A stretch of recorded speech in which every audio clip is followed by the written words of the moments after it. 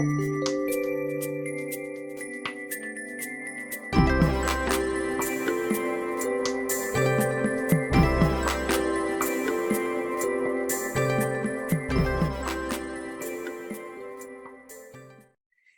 to this video about this month's full moon in Aquarius. We are the astrologers of Pandora Astrology. I'm Jamie Kale Miller. I'm in Berkeley, California. And I'm Julia Mijas, and I'm in San Francisco, California. Now, in this video, we're going to tell you about this moon, including what it's going to feel like, when it's happening, and the best ways to handle it. And if you're curious about this moon's impact in your own chart, in a little bit, I'll give you a way to find out more, live and in person. We're calling this one Big Egos Disrupt Group Nourishment, and it'll take me a minute to explain why, because this one is complicated. Let's start with the moon in Aquarius right here, which has such a humanitarian feel. This is a social moon that wants to hang with friends, wants to build community and draw comfort from resting in tribe. The airy nature of Aquarius, which you might not think because it has aqua in it, but you'd think it was water, but it's actually air. And so this has an airy nature, and that brings in themes of clear, detached, and rational intellect. This is a friendly moon, a group-oriented moon, an idealistic and communally supportive moon. However, Jupiter square the sun and moon indicates there may be big, bossy, pompous personalities in the mix, disrupting the group orientation. Jupiter is usually the ultimate big personality in the room, and here he might want to crash the party or stubbornly resist the proceedings. We should be on the lookout for opinionated grandiosity, uprooting what could otherwise be a graceful, socially supportive, community-minded moon. Anyone looking to draw attention to themselves at a group event under this moon should take care to avoid coming off as pompous and self-absorbed if they want their leadership to have a positive impact. Julia, what dilemmas do you see in this Jupiter square to the Aquarius moon?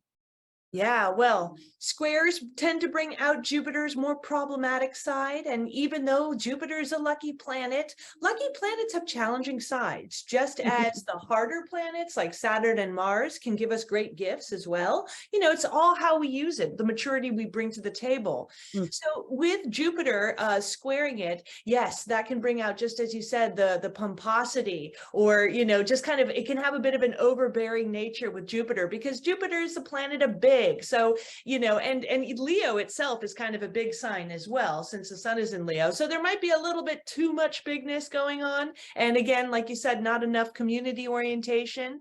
And Jupiter in Taurus might be a bit excessive when it comes to indulgence too. That could be another thing to sort of watch out for in this full moon. You know, maybe there's somebody there who can help provide some material resources with Jupiter in Taurus.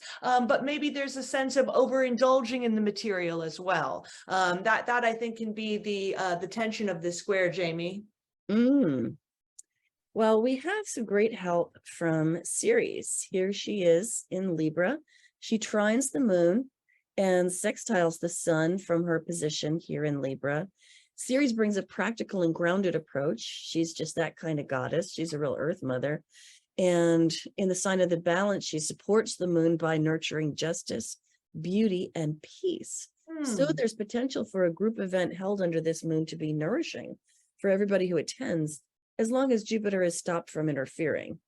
Ceres in Libra reminds the group-oriented moon in Aquarius that a social group is made up of not just individuals, but of relationships between individuals, pair bonds, in other words. Those pair bonds cement the community together and must remain strong if the community is to thrive. A community is made up of sometimes strong personalities, and I'm thinking the sun in Leo is well aware of that. And when those personalities have frequent one-on-one mirroring from other individuals in the group, it balances and strengthens the whole net. I see this as the antidote to the Jupiter problem here. Hi, Jamie here. Horoscopes and moon videos are fun, but they're also really general. Did you know we run live workshops monthly and that you can get questions answered about your own chart there? This month's topic is how to get passion and commitment in one blissful package. In this workshop, you'll discover your two different types, for love and for marriage, and how to resolve them in a single, passionate, and committed relationship. If you haven't found lifelong love yet, you might want to consider attending this. This workshop is expressly for our Tier 2 Patreon subscribers. It's easy to sign up at the Patreon link in the description below. I'd love to see you there. Now let's get back to the video. Julia, what further thoughts do you have about this moon? Anything to do with it? Anything to do? Well, full moons, they can be a little emotional in nature. They can also spotlight our relationships because they are 180-degree aspects, and that is the opposition, the aspect of relationships. Plus, that Ceres in Libra, that sign of relationship also coming into the mix enforces this. This is about who you are in the context of a group. This can be a full moon in which you have some type of performance in front of a community. Since it's happening in the work week, maybe it's a performance at work, maybe it's some kind of performance for your family. But the mood of it is, who is being the audience member? And I say that term when I look at the sign of Aquarius, as Aquarius tends to be the observer, or the collective that kind of can focus in on the leadership or that cult of personality, which is the sign Leo.